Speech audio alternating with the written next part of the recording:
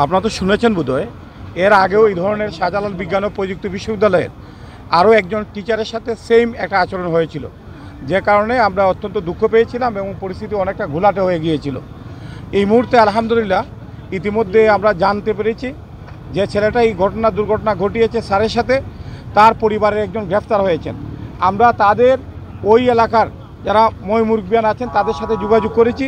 ওনারা আশ্বস্ত করেছেন প্রশাসনকে সর্বাত্মকভাবে সহযোগিতা করার মধ্য দিয়ে আমরা যে আহত হয়েছি, আমরা যে কষ্ট পেয়েছি, সিলেটবাসী যে এখানে অপমানিত হয়েছি, এই বিষয়টা ওনারা আমাদেরকে রিকভারি করে দিবেন। ইতিমধ্যে আমরা ওই পাড়ার পক্ষ থেকে প্রতিনিধি হয়ে আমরা প্রশাসনকে আশ্বস্ত করেছি।